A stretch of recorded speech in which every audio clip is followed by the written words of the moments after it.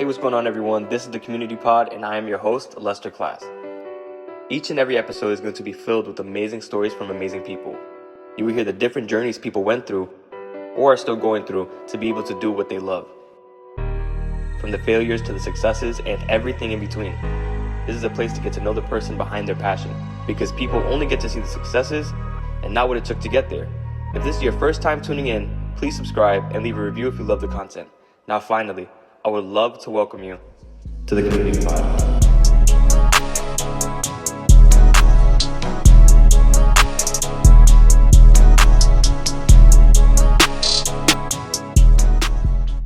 What's going on, everyone? Welcome back to the Community Pod. I'm your host, Lester Class, and I just want to say I appreciate everybody that's tuning in. I got Matthew Ali in the building. What's going on? What's goody? What's goody? I appreciate you coming. Thank you for having me, Brody. Of course. So would you be able to give the people real quick what it is that you do? I go by Matthew Ali. I'm an artist, producer, engineer, just all around creative, designer. Like, I wear a lot of hats, bro. But I like to say that I'm an artist first. Got you. That's my foundation. I feel like, correct me if I'm wrong, but do you feel like it's important to be able to be well-rounded in the music industry? Absolutely. There's nothing better than just being self-sufficient, because when you have like an idea and you're able to just manifest it and just like take it out of your mind and put it into the world, you don't have to worry about like anything in that idea getting like lost in translation, or you don't have to wait on anyone's schedule or anyone to do it for you. So I think it is important for just all creatives to have like a lot of tools in the box and just have like a vast skill set. Got you. Hell yeah. So where is it that you feel like growing up, where is this inspiration to become a musician? Man, that's a great question. What inspired me to get into music? It's just something that I always thought I would do. I wanted to be a rapper since I was 6, bro. Maybe like Lil Bow Wow. I don't fucking know. That's a great question. I don't know where it comes from, man. It was just something like, it was just like this knowing that I've always had, like, yo, like, I'm gonna do this. Like, I want to be a rapper, then I want to be a rock star. I've taken fucking sax and trumpet and guitar lessons at various times. My mom plays the oboe, so I was, I knew a lot about like classical before I even knew hip hop for real. But it just always was like a thing. I can't remember like not wanting to do this. Gotcha. Yeah. So I also have to ask, what does it feel like to know that you kind of knew what is it that you wanted to do from a very, very young age? It keeps you grounded, man, because like this is plan A and like I'm living it. I'm dedicating like every bone in my body to doing this shit. So it's just like, yeah, there's just like Jay-Z, it's his quote. He's like, you got to have like a knowing. And that's just what it's been. Gotcha. Just like a certainty. So you mentioned that this has been your plan A, right? Yeah. What do you feel like about that the theory or the saying to make sure that you have plan B to back up that plan A? Man, I mean, I feel like that's a smart thing to do, but you kind of gotta be Delulu to do this. There is like you gotta be a little bit detached from reality to like really do this. Like you can't. I don't know. I have all my eggs in this basket, man. I mean, because I did say like like of course if the artist thing doesn't work out, there's always the producer thing and this and that. But like just music and like the industry, like that's just what it is for me, bro. And I feel like it's an important thing to point out that you mentioned that this is where all your eggs are, all in this one basket. Yeah, for sure. And to be able to have that mindset going into this, knowing that everyone who knows music, anyone who doesn't know music, understands from at some point, or that music itself or being a creative in its own is difficult. It's not easy doing this. Yeah, it's not at all. So even though you knew that this was going to be difficult, even though you knew that it wasn't going to be one of the easiest routes you could take, right? Why is it that it kept you still wanting to do it? Because it's fulfilling. It's just fun. Like we just have fun doing this shit, bro. Like even just like writing verses. Like I think that's like my favorite thing is like writing music.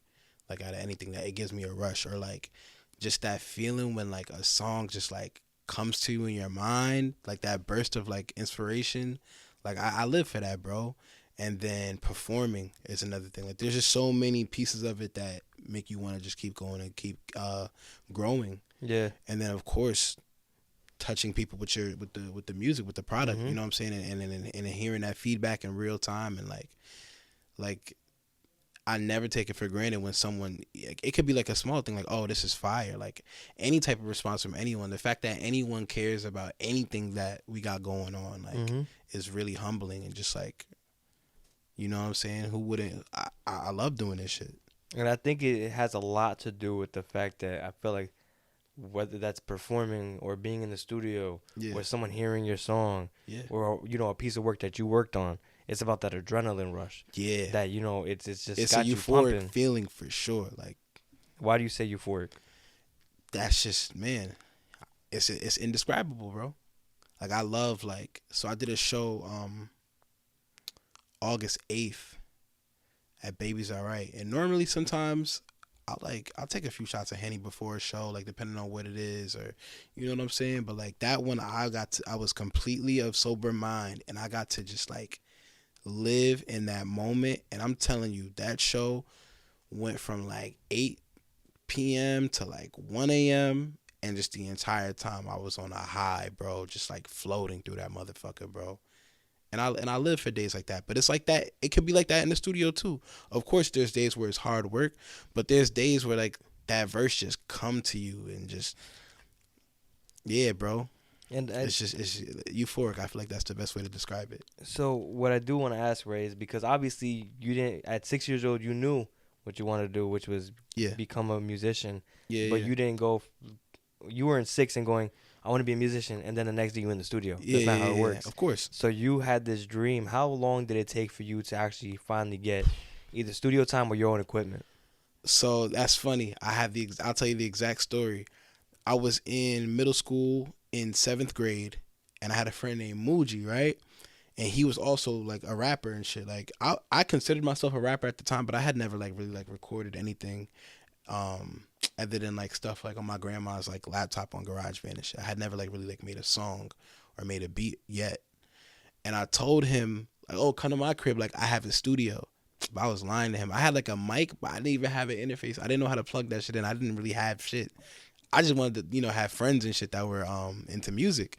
So I'm like, yo, come over to my crib after school. We going work in the studio. And he gets there and like, I'm like, yeah, bro, I was capping. Like, we just ended up playing like Xbox 360 or some shit.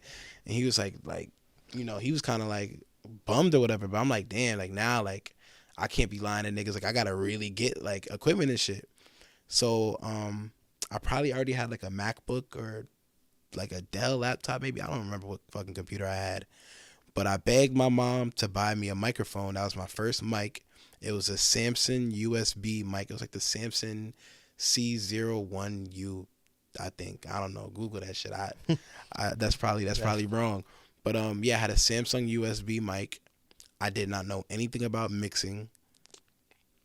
But we had GarageBand, and that's really where it started. It was like I would tell the homies like, yo, come over and like I'll record y'all. And it was like the shittiest fucking recording, but nigga, we had a mic, we had something. So that's what really I think put the battery in my back to learn how to engineer. I'm like, okay, now like 1, I want to do this shit. 2, now I'm telling motherfuckers like, yo, I got this stool, like pull up, So like I gotta get good at this shit. Mm-hmm. And just a fun fact, the mics we're using right now are Samsung. Oh wow. So yeah, hey man, full circle moment. Yeah, exactly. Sponsorship. Yeah, until we get the money, but just to keep it going, so you eventually got the studio, right? Right. Let's rewind just a little bit more, right? Okay. And between that period of, having the dream, but not being able to pursue it just yet, right? Mm-hmm. You're in school, having to, be, basically learning things that you feel like you may not actually ever use, right? Yeah. What was that time period like of wanting to pursue something but not being able to do it just yet? I mean, I was also just a fucking kid, so that was, pretty carefree, I guess. Yeah, being a kid is fun, bro. Being a kid is overrated. We all wanted to grow up so fucking fast and be adults, and now look at us, wishing that we were kids again. Exactly, this shit is depressing. But Nah, yeah, I was just a fucking kid, man. But I was still like, study everything and just like so before I was really rapping, what really got like opened my mind to a lot of music was Guitar Hero. Okay. Yeah, Guitar Hero 3 and like Rock Band just taught me, like, that shit made me want to be a rock star. Like, fuck even being a rapper. That made me want to be a rock star. And that taught me, like, I was obsessed. I had like a whole phase where I was just obsessed with Guns N' Roses. And nigga, I ain't grow up in the fucking 80s. So like that was like my point of entry for like a lot of different bands and like music. Cause like, of course, like my mom put me onto hella rock. Like my mom loves Van Halen, Led Zeppelin, Bon Jovi, like shit like that. So I was already Beach Boys. I was already like super in tune with shit like that. But then Guitar Hero showed me a whole nother side of it. So I would say like in that time before really having my own equipment and like knowing that like, okay, like we gonna do like the this like what we're doing now. I had like my own guitar even. You know what I'm saying? I couldn't fucking play it well. But I was heavy tuned into shit like that. Gotcha. And the one thing that I always find, like, I think that a lot of people when I feel like the one that got famous, was Uzi, who kept saying that I'm not a rapper, I'm a rock star. Yeah. And I think a lot of people, the stereotypical rock star isn't what Lil Uzi looks like. But I think that the fact that he was able to do that, and other people such as yourself were like, I want to be a rock star. It's a beautiful thing to be able to be like, because one thing I can say is I feel like I recently listened to a song, right? And it was a country singer, and the way that if you would have just have heard him, you would have never thought what he would look like, right? Yeah. And I think moments like those is like anybody can make any type of music. Yeah, it's just definitely more open access right now. Exactly. And listen, what I want to ask you is, what do you think, or how would you describe yourself as an artist now? Are you a rock star? Are you a rapper? I mean, as much as I like to, my roots was, wanting to be a rock star and shit, and I consider myself to be that now, but my foundation is always going to be hip hop. Like I consider myself to be a hip hop artist, like first and foremost, because this is like the culture that that gave us everything, and that was built off of our backs. So it's just like I will never abandon hip hop, or I'll never look at it as like, oh, like y'all niggas is rappers, I'm a rock star, like in like a separatist kind of way. But it's more so like Kanye said, rap is the new rock and roll. We the rock stars now. So you know what I'm saying? Like that's just what it is. Got you. But nah, definitely hip hop first. Got you. Always. Got you. Yeah. And that's what I would say. I think the one fun question I always like to ask is, is there a genre that in music that you haven't touched on yet that you want to? Like creating? Yeah, creating your own. Man. Everything. Yeah. Everything.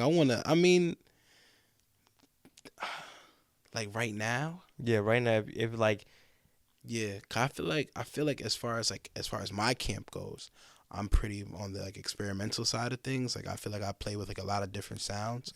But if there's anything, we just we've been really listening to, like, it's been going viral on TikTok too, the Brazilian funk edits. Okay. So we just incorporated a little bit of that on the new project.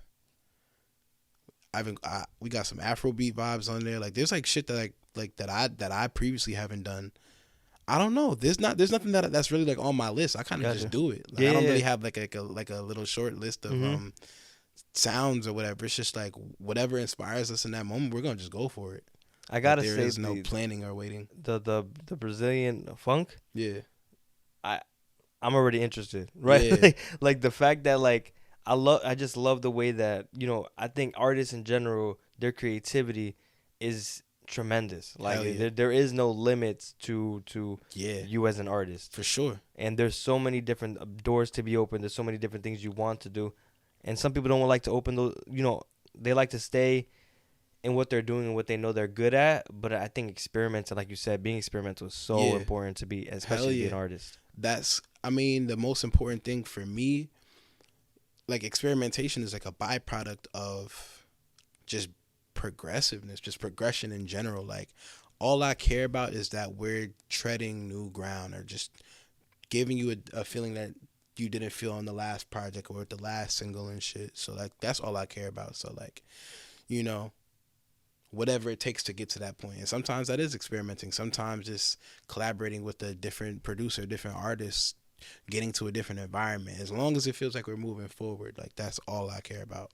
So even when listening to artists, like that's really how I judge new like an artist that I've been listening to for like a long time, such as like a Travis Scott or a Drake. Like for me, out of like the past couple Drake projects, the one that really, really resonated with me the most, I would say is probably Honestly Nevermind, which was, you know, kind of polarizing for his fan base.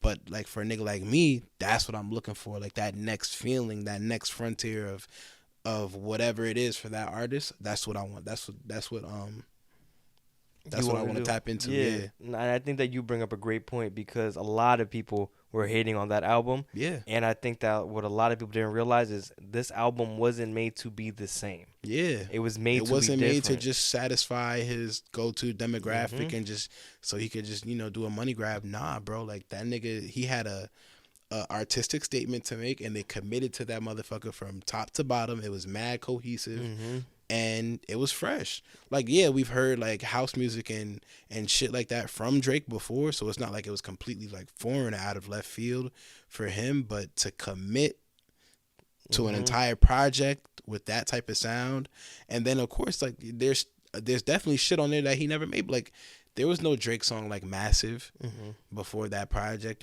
or Sticky, or you know what I'm saying. So yeah, bro, he definitely did things, and I think that's one thing, like you said, that a lot of artists looked at. Like I think that when you're just a listener, you were expecting something. But when you're an artist, you appreciate work like that. Hell yeah. Especially like, oh my God, I think Travis's recent album, he kind of was Utopia. A little bit, Utopia.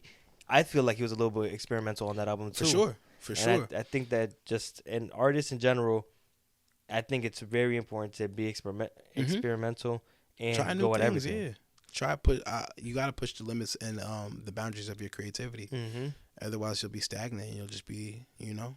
Yep. Like it's up to us as creatives to move culture and move art forward. Exactly. So yeah, we have I feel like it's like a responsibility almost. Exactly. But there's also like a time and a place for everything. Like I also love like, I don't know, just like anything like if it sounds good, I'll bump it. Like I like pop music. I like top 40. Like I like Olivia Rodrigo. I like bumping shit like that. Not saying that she doesn't experiment with her shit, but you know what I'm saying? It's like, just different. You know what I mean? Like you would. Yeah. I feel the same way. Where like you might look at me and be like, he listens to this, but then when I show you my playlist, and it's like all over the place. Like I love country music. Me too. I could go to Afro beats. I could go to compa. Reggae, like I just love the art of music. Absolutely. Because I might not even understand, like people look at, I feel like with a lot the I guess the generic way to look at it is I'm Hispanic, and a lot of people listen to Hispanic music because it might be the second most popular language. I'm not, don't quote me on it, that people listen to because of Bad Bunny or whatever the artists have been done before him.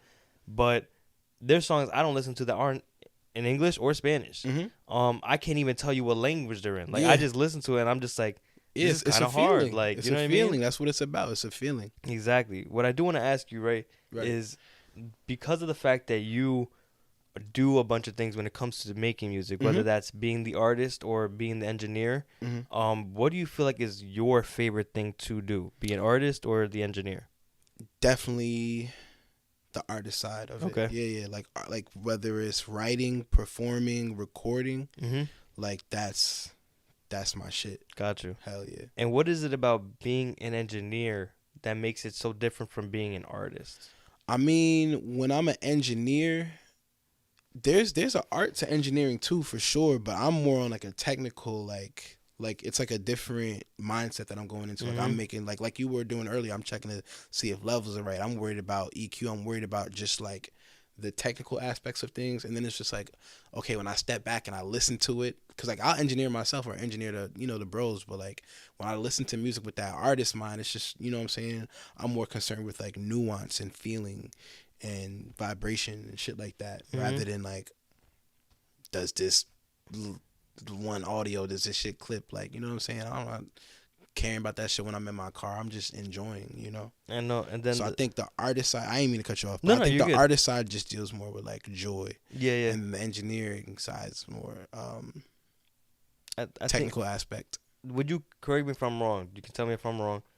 The way I see engineers and artists is they have to coexist, because an artist can't be an artist without the engineer, and the engineer can't be an engineer without the artist. Yeah, that's a fact. And I feel like the artist brings the voice, but you bring that feeling, right? Yeah. Or like the engineer brings that feeling, where like you can have an amazing artist, talented as hell, but if the engineer isn't really doing his job on his end, it's not going to be that great of an execution.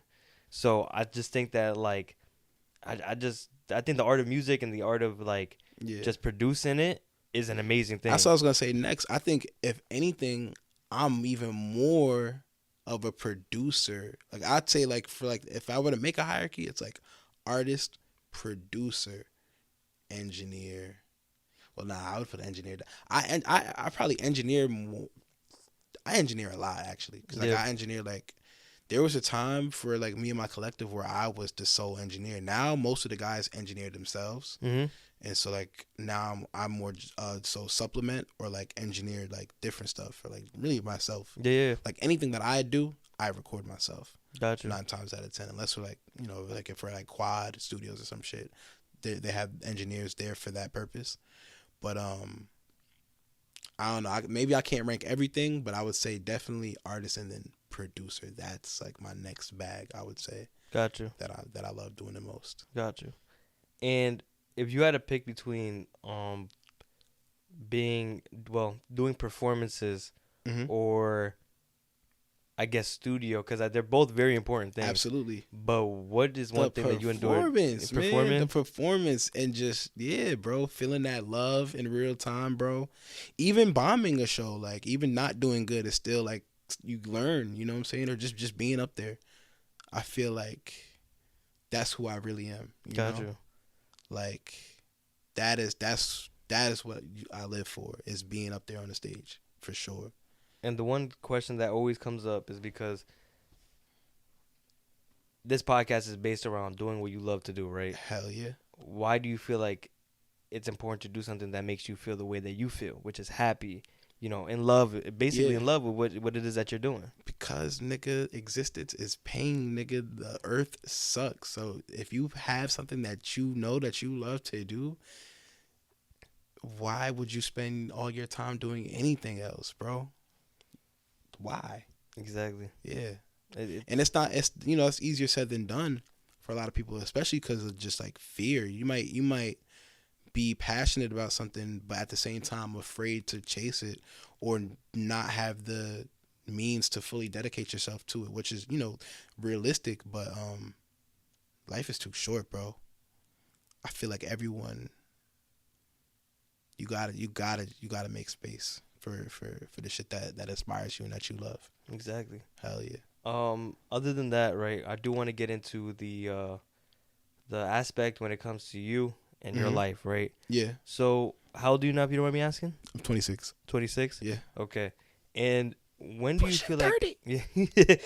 Yeah. I just finished... Well, I'm not 26, but I just turned 23. Okay, yeah. So, you have your whole life ahead of you. Yeah. So do you. I know. 26 years young. Yeah. And I think it's a funny thing because I know that younger me was like 23, old as hell. Yeah. And then now I'm 23. I'm like, I'm gonna be 30. I'm still be young. Like I'm gonna be chilling. Yeah, nah. But I find that just a funny thing when we're kids, we just think that like after once we hit the 20, it's like you're old, bro. And you have to have everything figured out. Exactly. And shit. And it's just like you get there and it's just like you realize how you're still a fucking baby, and you still try to figure things out. Like one thing I want. No people one to has know, it all figured hell out. no. Like that's a myth. It's just the fact that like there's no such. I don't even think there's a such thing as having it all figured out, because no one really does. Like you said, no one really has it all figured out. And I want the kids to know, if you're listening to this and you're in high school or you're in college or you're just you're trying to figure life out, just so you know. Yeah. you're probably gonna be figuring it out for a very long time, sure. but it's fine. Our parents are still figuring this shit exactly. Like it's fine for you to be figuring things out. Like don't be stressing yourself that you're 20 or that you're coming close to your 20s and you don't have it all figured out.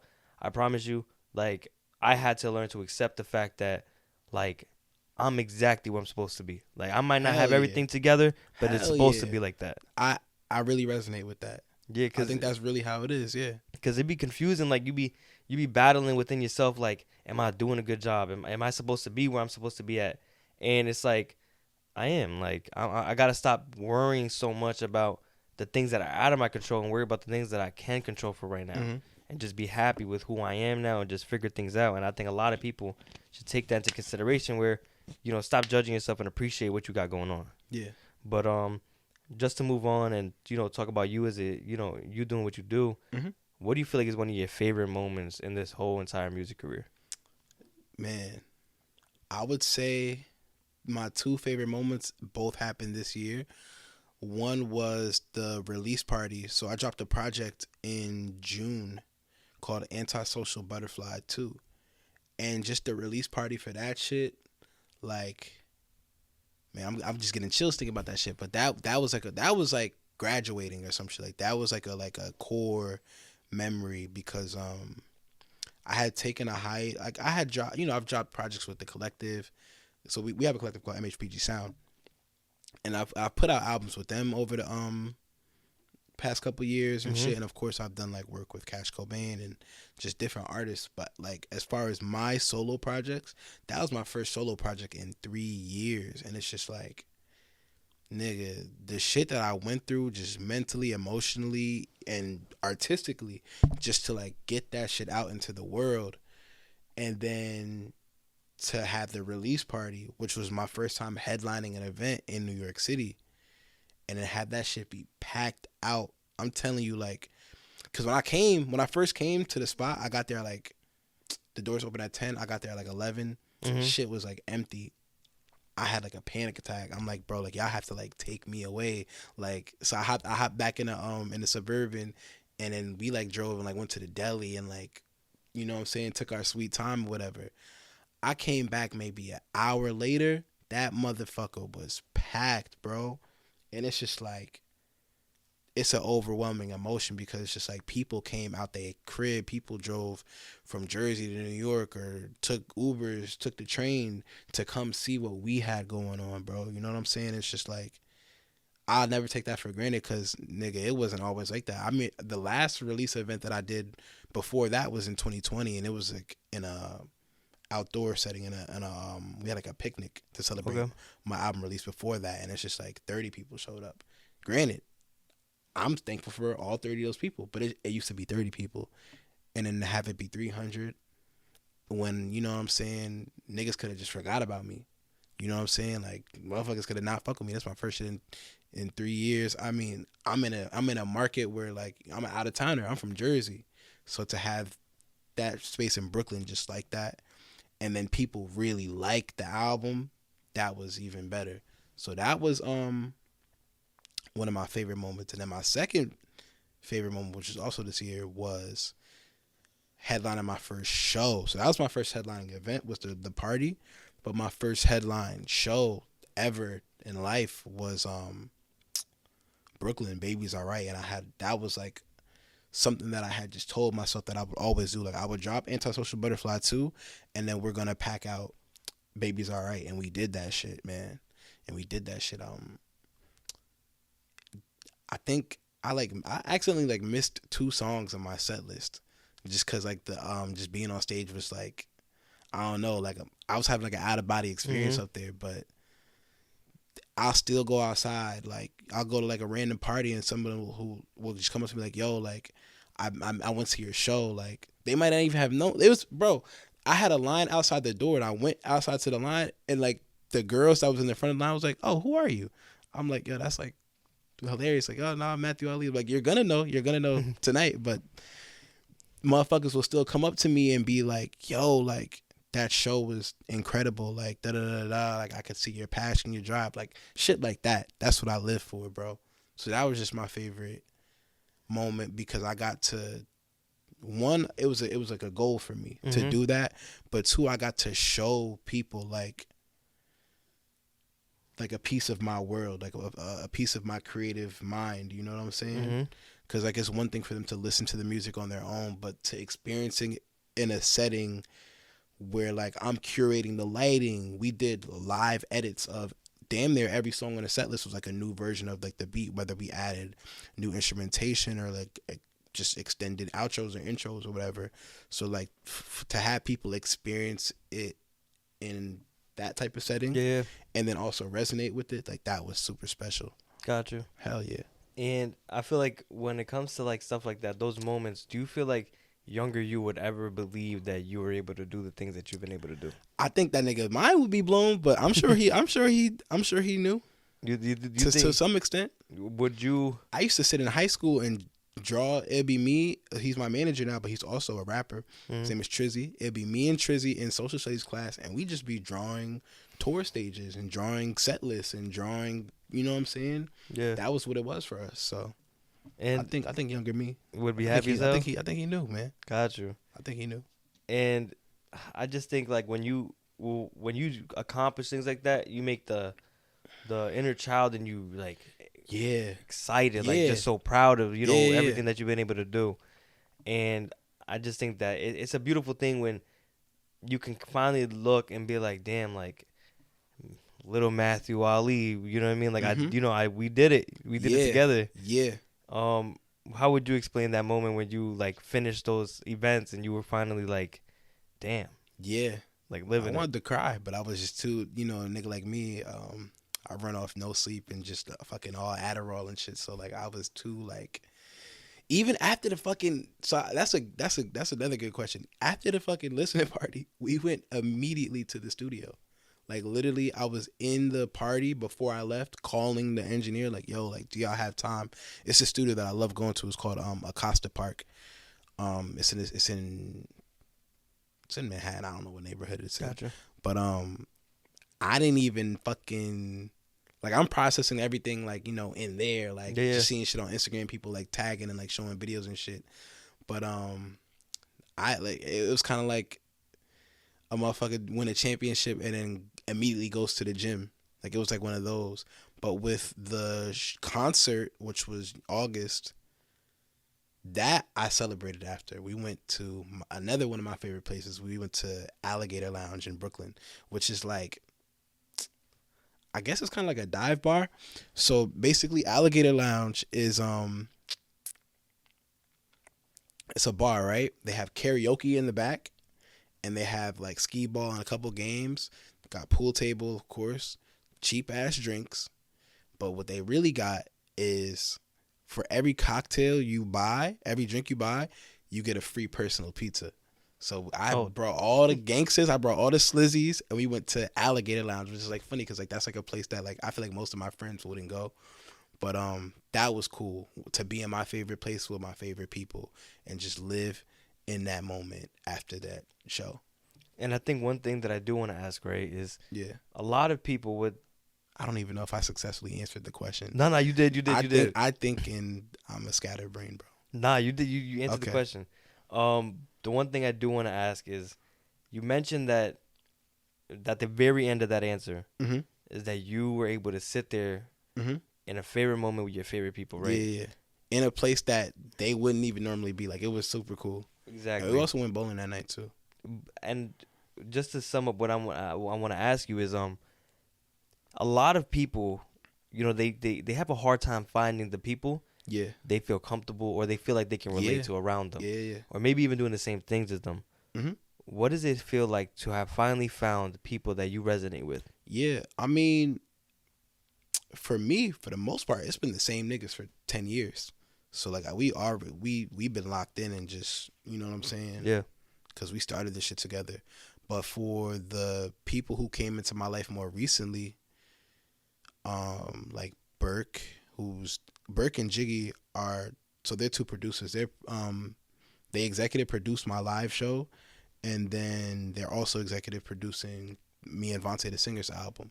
So like niggas like them, Vontae even, who was like a newer friend of mine, It feels cool, bro, because it's just like with them specifically, it's just like we knew each other forever. Yeah. Like, yeah, you can't describe it. It's just like telepathic, the way that we work.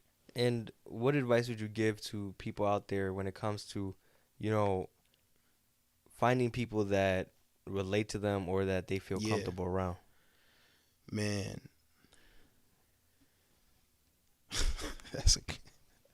I be stumped in this motherfucker, bro. I was not mentally prepared, but no. What I would say is, when it comes to building your team, bro,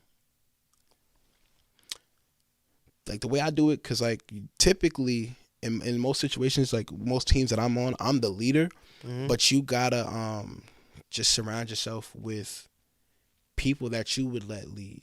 Like that's how I picked my squad. Like, you know what I'm saying? Like, yeah.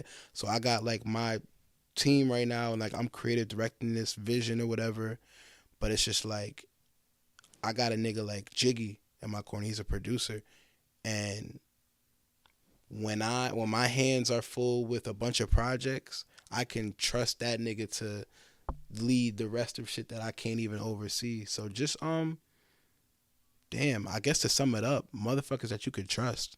Motherfuckers that you could trust that are just passionate about the same things, man. That's how everyone around me is. Kylia, again. So like that's another artist that I work with, right? And I'm starting this new I'm all over the place. You're good. I'm starting this new like company, right? Underneath MHPG Sound. And I'm the leader of that, right? But I got an artist, Kylia, and she has her own creative direction, and she can lead her own shit. You know what I'm saying?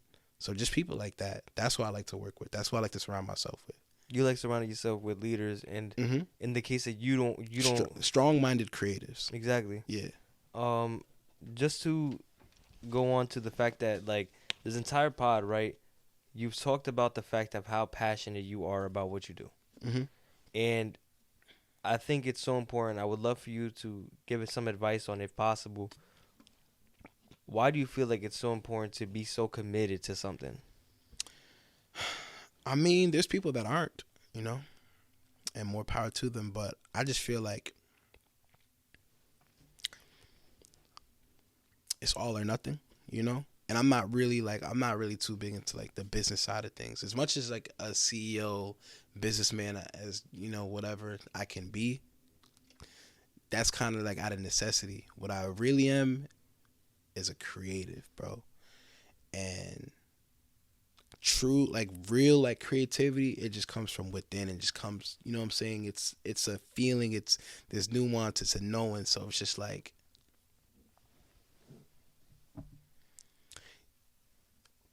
you gotta be fully immersed in it, bro, for it to be real. And when it comes to you as a kid, right? Because when you were a kid, you said that at the age of 6, you found out what you wanted to do, which was music. Yeah. And obviously, you know, as a kid, sometimes you may be able to hear things such as, you know, you may have this dream, but it's not something that you should, you know, pursue, right? Yeah. Some people may have told you that. I feel like a lot of the times when you're so young and you have this idea like, oh my God, I want to be an artist, or I want to, you know, even like I want to be a doctor. Like there's just dreams of people what they want to be. Yeah. And some people tell them, or some people give this idea to kids that it's too unrealistic. Yeah. Luckily, I had the, you know, amazing parents. Like shout out to my mom and my dad. Like even to this day, like invest so much into what me and all my friends do. You know what I'm saying? Like I wouldn't be doing this shit without them. You know, whether it's financially or just emotional support. Like even at my events, like my parents had a section at my release party. Like they had a section in the fucking club. Dope. Like yeah. So having that support really made a difference for me. But I also understand that everyone doesn't have that privilege. Like on the flip side of that, kids definitely used to not fuck with my shit when I remember being in summer school between middle school and high school, right? And I had just dropped, like, because this is back when I was doing like Jersey club music and shit. That's a whole nother rabbit hole to go down. But I remember kids were like playing my shit on like somebody's phone and then just like stacking the fuck out of it and just like grilling it and just like, oh, like this shit is ass, like, you know. So I can't say that like I've had just unanimous support from everybody in my life, but nigga, you kind of gotta just not give a fuck about what anyone thinks, and just like if you love your shit, like, you know, we all start somewhere. We're not always gonna be fantastic at this, but if you love doing this shit, like just cut the fucking noise out, like, you know what I'm saying? Fuck them, you know what I'm saying? Like a lot of the kids that were bullying me that day or like picking on me that day, some of them I'm still cool with, but some of them ain't doing shit at all. And it's just like, nigga, I'm at 300 Entertainment office. I'm at, you know what I'm saying? I'm taking meetings with this venue and that venue. I'm sitting here doing this fucking podcast talking about, you know, shit that I love doing. It's just like, man, what were those motherfuckers talking about? You know what I'm saying? In summer school back, like, what was that about? Like, you know? Yeah. That shit don't even, like, a motherfucker could, because here's the thing about, like, yeah, creative, what's the word? Constructive criticism is healthy and is good, and you should have people around you that are gonna keep you on point and let you know when something isn't the best. But what a lot of motherfuckers will do is just project their own insecurity onto you to make, like, if they feel like they couldn't do it, that's gonna bounce off of them and they're gonna tell you that you can't do it. But it's really like a problem that they're having within themselves. So you kind of like, that's not your responsibility to deal with. It's shitty and it could be annoying and it can be a roadblock for some people, but you gotta just remind yourself that, like, yo, like that's their issue, you know, not yours, you know. Exactly. If you love doing this shit, you're gonna do it. And fuck them. And I think one thing that I do say is I appreciate in some ways the people that did doubt me. Yeah. And for sure. Thank you for doubting me on everything I love. Yeah. I feel like in some ways. I had a bitch tell me, she was like, I don't know how you're gonna blow up or whatever. Maybe you need to invest in a feature from a famous artist or something, because I don't know how you're gonna do it. She didn't know how she would do it. But where the fuck is she at now? And it's just like, in those moments, like, you know, everybody can, you know, that one thing that everybody says, like, your canon moments. Yeah. Yeah, like with Spider-Man and everything. Canon events, yeah. The canon events, it's just like. That was a canon event for sure. That stupid ass bitch telling me that stupid ass bullshit. But I think we need it. She had a fat ass though. I think we need those things. Like, I appreciate the people who, you know, in high school told me that, you know, like, everybody's name gets thrown around. For sure. Everybody gets clowned. And, you know, I wasn't. It builds character. Exactly. Like, I wasn't popular in school.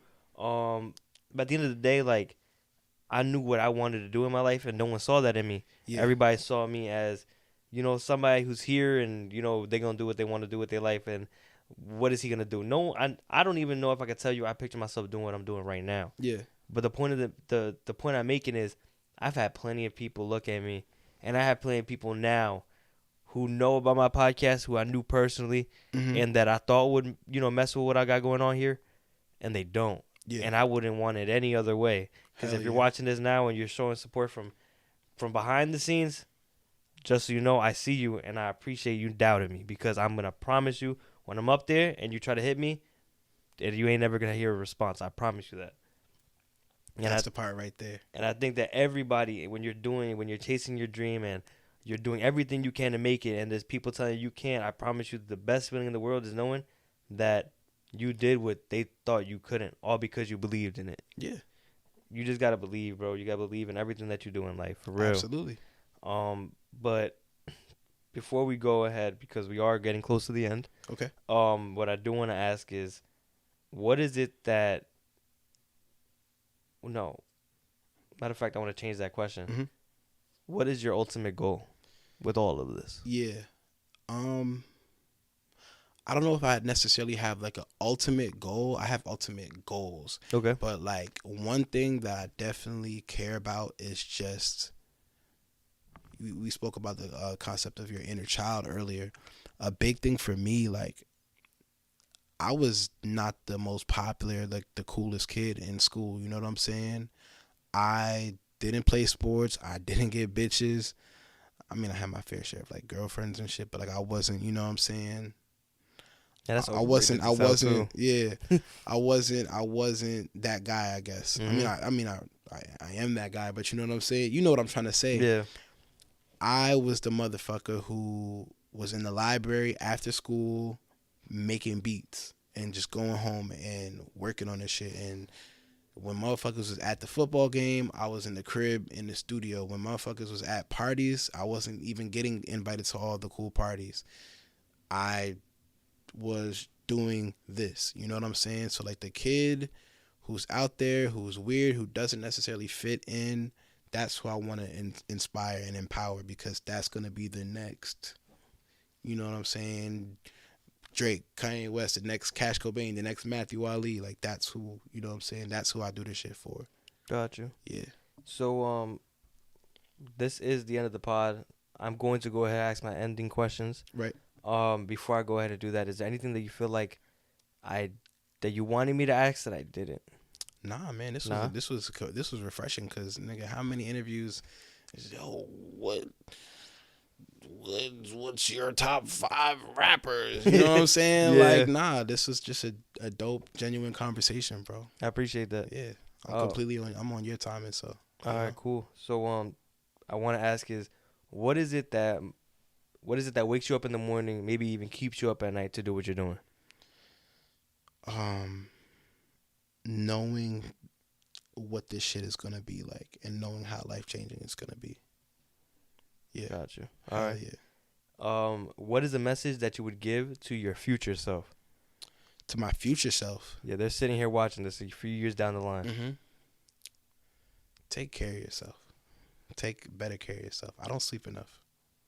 Take care of yourself. Drink a lot of water. Take care of yourself, and just sleep. Why do you feel like I feel like that's I don't want to say dumb question, because I know what it's like, why I'm losing sleep right now. Yeah, I was working on 3 albums. Mm-hmm. I'm working on 2 albums at the same time right now, but a week ago I was working at 3 all at once. Yeah. So it's just like that requires an extreme level of just being present. You know what I'm saying? So it could be taxing physically, Gotcha, emotionally. Okay, yeah, that'd be my message to my future self. Take care of yourself. Gotcha. Last but not least, what do you want the world to know about Matthew Ali? That I'm fucking dope, nigga. That I'm fucking. It's like, nah. That you could do it too. That was corny. I don't know, man. I don't know. Fuck the world. Free Palestine, nigga. Gotcha. That's what I want the world to know. Gotcha. Fuck all that other shit. And other than that, this is the end of the podcast. Hell yeah. If there's anything that you want to say, anything you got going on, this is your time to say it.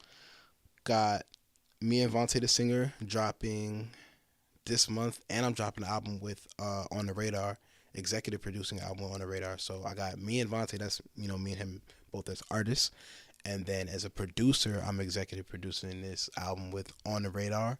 Both of those are dropping. Stream Jet Leah, Bandcamp Party Monster. That shit is out now, of course.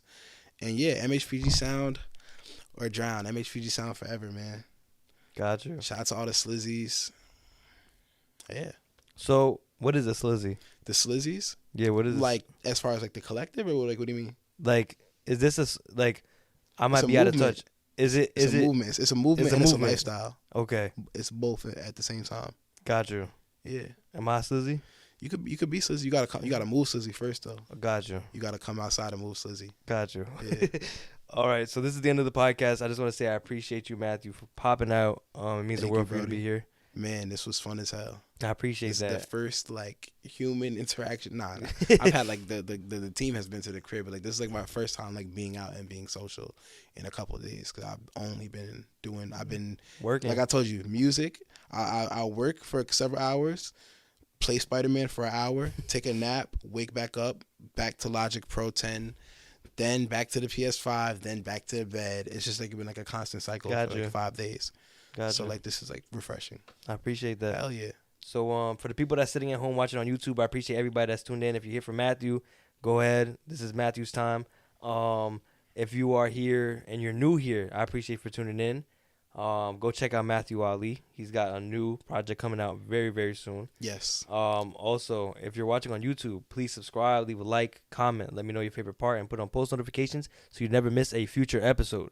If you're watching on audio platforms, please leave a review. I love reading what you guys have to say about the podcast, and it also helps people find this podcast so this podcast can be more broad or more reached out to the world.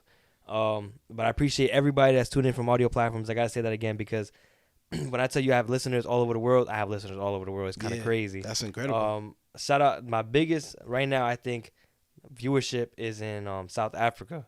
So I appreciate everybody that's listening in South Africa. I appreciate y'all so much.